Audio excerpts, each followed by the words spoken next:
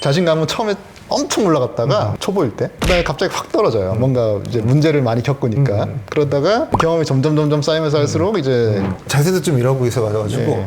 눈도 좀 이렇게 딱 하시면서 울사라 정말 해도 되는 거 맞아요? 네, 안녕하세요. W클리닉 삼성점 장훈철 원장입니다. 안녕하세요. 강남점 원장 전동혁입니다. 오늘은 어떤 얘기를 좀 해볼까요? 오늘은 만약에 의사 아닌 입장에서 뭘 받고 싶어요. 뭐 피부과 시술일 수도 있고 리프팅이나 뭐 필러, 스킨 부스터일 수도 있고 아니면 뭐 요즘 안과 시술 같은 것도 뭐 검색 많이 하는데 정보가 너무 많으니까 유튜브나 뭐 소셜 미디어 이런 데 많으니까 어떤 정보가 정말 좋은 정보일까 혼란스럽기도 한데 이걸 어떻게 받아들이면 좋을까? 좋은 정보를 고르는 방법이 있나? 정보의 홍수라고 하잖아요. 그래서 이제 어떤 시술이나 뭐 레이저, 뭐 보톡스 필러 같은 시술 그런 거에 대해서 정보가 너무 많은데 어떤 거는 뭐 하면 된다, 또 어떤 거는 무조건 하지 마라 이런 이제 극단적으로 이제 갈리는 의견들도 많고 또 이제 받아들이시는 입장에서 혼란이 많이 생겨서 나는 정말 이걸 하고 싶은데 하지 말라는 말이 많아서 안 해야 되냐, 해야 되냐 이렇게 궁금증을 가지고 또 혼란을 가지시는 분들이 굉장히 많습니다. 진료 현장에서 보면. 그래서 어떤 정보가 진짜 받아들일 수 있는, 신뢰할 수 있는 정보인지 또는 어떤 정보가 맹신하면 안 되는 정보인지 잘 가려서 듣는 방법, 보는 방법에 대해서 좀 얘기를 해볼까 합니다. 예를 들어 의사지만 만약에 뭐 눈이 안 좋아질 수도 있고 우리 분야가 아닌데 갈 때 뭐 지인 의사를 찾아갈 수도 있지만 검색할 때도 있잖아요. 저도 뭐 저희 어머니가 아프시면 뭐 검색을 해보거든요. 우리가 아는 분야도 있지만 모르는 분야도 있으니까. 그럴 때 주로 뭐 어떤 걸 사용하세요? 블로그? 유튜브? 인스타그램? 저희는 이제 의사니까 아는 쪽에 이제 지인들이 의료계 쪽에 이제 좀 있잖아요. 다른 일반인들에 비해서. 그래서 이제 내가 특정 분야에 관심이 있으면 그쪽 분야에 대한 이제 전문가, 지인, 또 뭐 선후배 통해서 좀 문의를 해보고 정보를 이제 대략 취득한 다음에 이제 찾아가게 되죠. 유튜브 그런 걸 보면 저희도 뭐 유튜브를 하는 입장이지만 너무 이제 선정적이고 자극적인 내용들이 이제 많아요. 뜨뜻미지근한 내용은 이제 지루하고 하라는지 말라는지 이런 이제 확실한 이제 디렉션을 안 주니까 이제 보는 입장에서도 이제 뭔가 확실한 느낌이어서 이제 배제하게 되고 확실히 하지 마라, 해라 이런 것만 취득하게 되는 경향이 있더라고요. 그래서 같은 입장에서 봐도 이제 말도 안 되거나 너무 이제 심하다 싶은 내용들도 좀 꽤 있더라고요.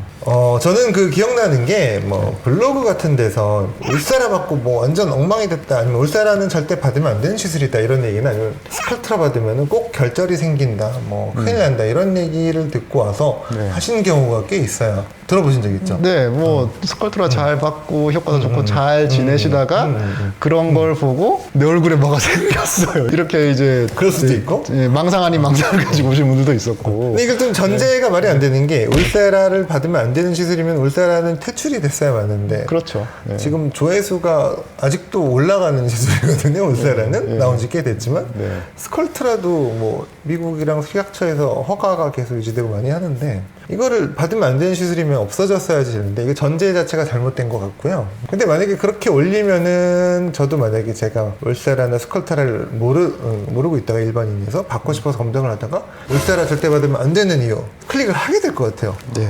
그래서 보면 이제 하라는 얘기는 잘 못 받아들이시고요. 뭐 하지 마라, 할 필요 없다 이런 얘기는 기가 막히게 잘 이제 수긍을 하셔가지고 하려고 이제 상담이나 진료를 오셨는데 나쁜 얘기만 어디서 듣고 오셔가지고 방어적인 상담실에 들어오면서 뭐 가딩이라고 하잖아요. 이렇게 딱 자세도 좀 이러고 있어가지고 눈도 좀 이렇게 딱 하시면서 울사라 정말 해도 되는 거 맞아요?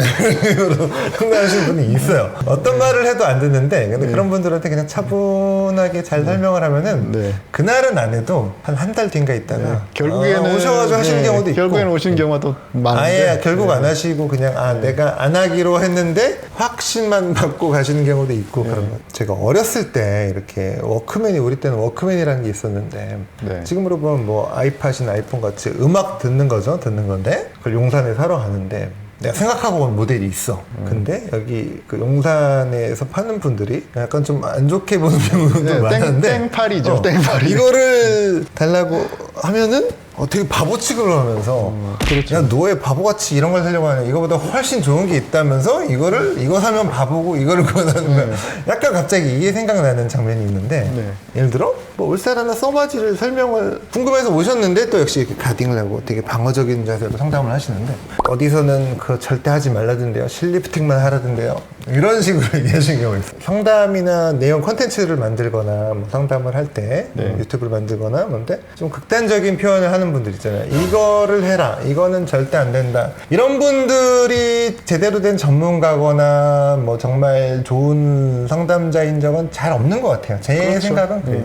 이제 우리 이 분야에서 피해야 될 말이 이제 몇 가지 있는데 뭐 무조건 뭐 확실히 이런 수식어를 이제 붙이시는 분들은 이제 일단 걸러야 됩니다. 사람의 몸 가지고 하는 이제 행위들은 이제 100%가 없어요. 뭐 좋아질 수도 있고 좋아지더라도 내가 원하는 기대 수준만큼 안 될 수도 있고 또는 이제 그 거꾸로 이제 기대와는 다른 결과를 이끌어낼 수도 있고 그렇기 때문에 여러 가지 가능성에 대해서 설명해 주는 이제 시술자, 의사가 진짜 이제 경험이 많고 좋은 의사라고 생각이 되지 뭐 약장수처럼 이거 한 번만 받아봐 다 좋아져 이런 식으로 이제 얘기하는 사람들은 같은 의사지만 이게 좋은 의사라고 생각하지는 않습니다, 저는. 그 또 이런 경향이 있잖아요. 그 자기 병원에 있는 시술은 권하는데 네. 없는 시술은 그렇게 안 좋다고 안 얘기해요. 좋다고. 네, 그렇게 이제 하시는 경우도 있죠. 그럴 수는 있는데 사실 저희 같은 경우는 예를 들어 XLV 레이저를 쓰는데 뭐 비슷한 경쟁 레이저가 뭐 시너지나 비빔 이런 게 있잖아요.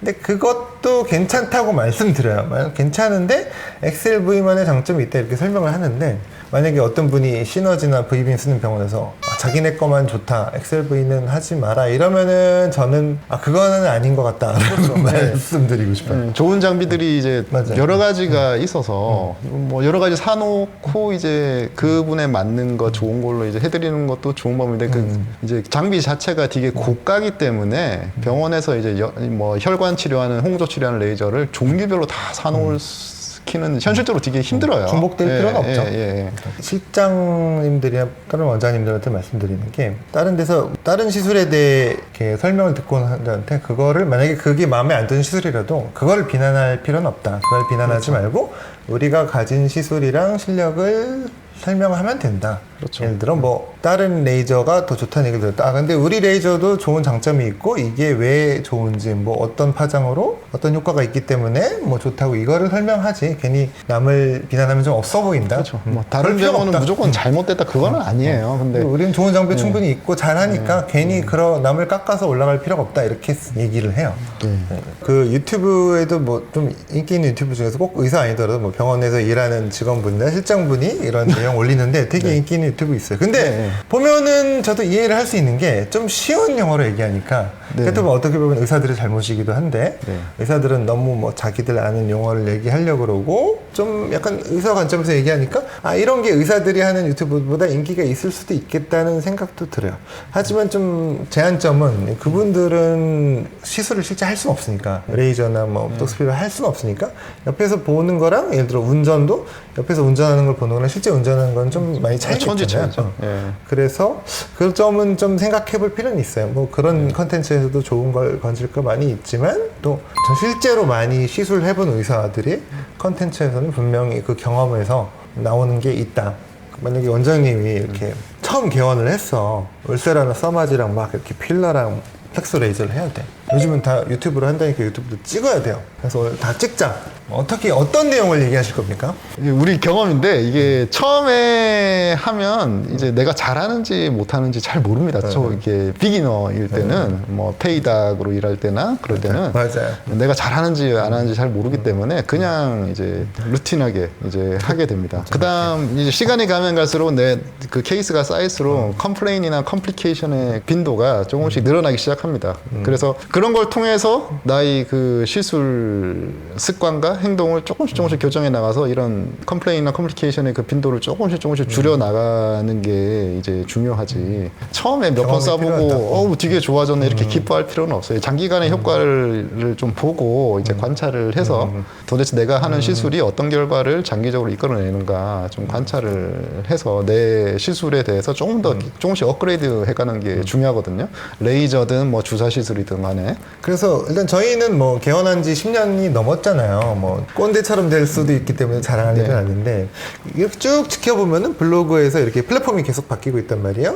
추가되고 유튜브나 뭐 틱톡까지도 하고 그러는데 근데 보면은 개원한 지 얼마 안 된 원장님들이 유튜브에서 잘 활약하는 경우가 있어요. 그것도 뭐 당연히 세대가 또 다르니까 또 유튜브를 잘 공략했는데, 근데 그거는 좋은데 이게 저 원장님이 저 시술을 많이 해보지 않았을까 하고, 또 실제로 좀 이런 시술에 대해 잘 경험이 많지 않을까 하는 약간 걱정되는 건 있기는 해요. 있긴 한데 유튜브 같은 거를 볼 때도 그런 원장님들도 사실 홍보를 해야 되니까 유튜브나 뭐 새로운 미디어를 이용해서 얘기하는 건 좋아요. 얘기하는 건 좋고, 또 본인이 시술 경험이 많지 않더라도 찾아보거나 물어봐서 그걸 또 자기화시켜서 얘기할 수는 있는데, 조금 말씀드리고 싶은 거는 뭐 극단적인 내용은 좀 지양하면 좋지 않을까. 그렇죠. 실제로 안 해본 것에 대한 모르는 내용에 대해 이 시술은 절대 이게 안 된다, 이렇게 해야만 정답이다라고 얘기하는 거는 나중에 자기가 보면은 그게 손발이 오그라들어요.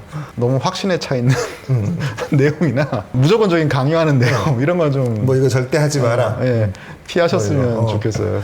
유명한 곡선이 있는데 그 너닝 크루거 이펙트라고, 네. 이렇게 가서 이렇게 내려가는 곡선이죠. 그 어떤 뭐 기술을 연마하는 데 있어서 경험이 쌓이면 쌓일수록 자신감은 처음에 엄청 올라갔다가 초보일 때, 그 다음에 갑자기 확 떨어져요. 뭔가 이제 문제를 많이 겪으니까. 그러다가 경험이 점점 쌓이면 쌓일수록 이제 그 컨피던스가 점점 올라가는 거죠. 비기너일 때처럼 뭐 최상급으로 이제 자신감이 생기진 않아요. 왜냐하면 겸손해지기 때문에. 세로축이 이게 자신감이고, 네. 가로축이 경험치다. 경험이죠. 예. 여기서부터 제로에서 시작해서 슉 올라가는 구간이 있죠. 네. 요리를 처음 시작하면은 막 그 유튜브나 뭐 페이스북 이런데, 인스타그램에 자기 요리를 막 올리고 싶어. 와, 내가 이런 거 했다.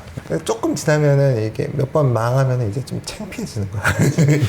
그런 느낌이 있어요. 저 어느 모든 분야에 있는 것 같아요. 의료 쪽도 마찬가지고. 이번 주제는 뭐 심층적으로 하는 거 아니니까 좀 짧게 얘기하면은, 일단 필러는 좀 볼륨감을 유지하는 경우가 많으니까 주비덤이나 뭐 뉴라미스, 뭐 레스티린 등등 있는데, 당연히 코 같은 데면 당연히 필러, 코나 입술은 거의 필러밖에 안 해요. 왜냐면 그렇죠. 스컬트라를 할 수 없으니까.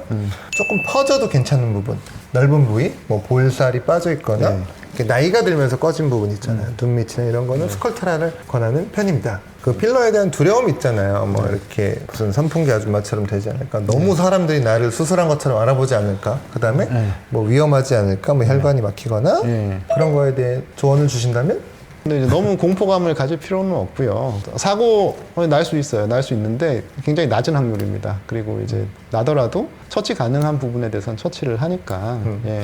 전 10년 이상 필러랑 스컬트를 했지만 한 번도 뭐 계산한 사고가 난 적이 없고, 앞으로도 그럴 것 같아요. 근데 뭐 물론 다 그런 건 아닙니다. 다 그런 건 아닌데, 그걸 원칙을 지키면서 하면은 괜찮습니다. 괜찮고. 그러면은 오늘 얘기는 이 정도로 마무리하고요. 다음에 또 다른 얘기로 찾아뵙도록 하겠습니다. 지금까지 장홍철 원장, 전동영 원장이었습니다. 예, 다음에 뵙겠습니다. 감사합니다. 예, 감사합니다.